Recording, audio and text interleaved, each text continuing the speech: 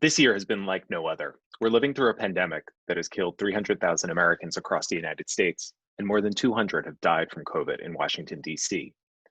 While school buildings closed in March due to the pandemic, schools remained in session. Our public charter schools quickly shifted in person learning to students learning from home.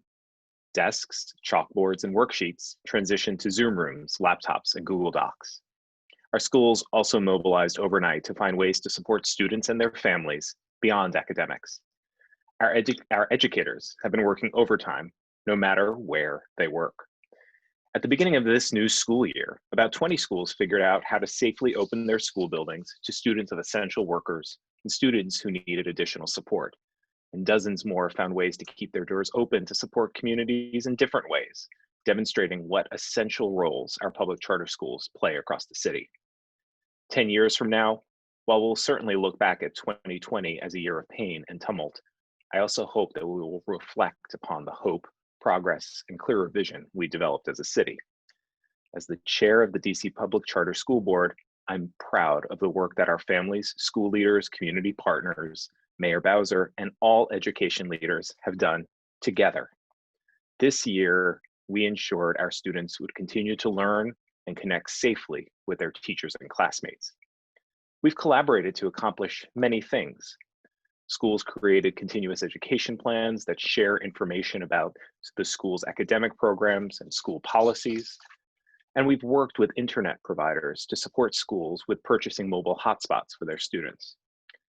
We've also supported schools in their efforts to provide students with meals and groceries to ensure that no one goes without food. And when it comes to the work of our board, we approved the COVID impact policy, which tells schools and families how we'll manage our oversight this year. The most significant change being that we're not rating schools tier 1, 2, or 3 on our school quality report.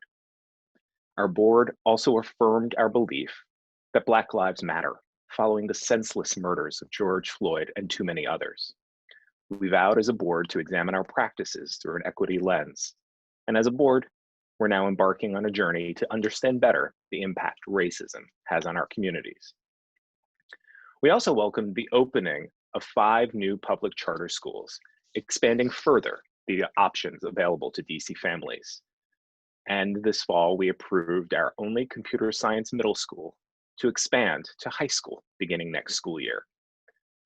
Besides reviewing and renewing multiple schools' charters, our biggest accomplishment this year was in selecting Dr. Michelle Walker-Davis to lead the DC Public Charter School Board.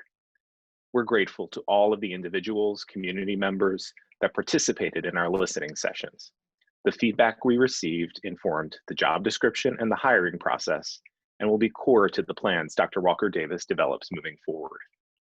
Dr. Walker-Davis uniquely meets the qualifications we heard time and time again, everything from her education experience to her experience in community engagement to being an equity-focused manager and leader.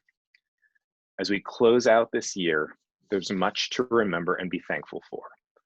I'm thankful to all of you, the DC PCSB staff, families, teachers, school leaders, and elected leaders. There's much work ahead, but I believe we have the team in place to accomplish great things and restore our communities. I am DC Charter proud.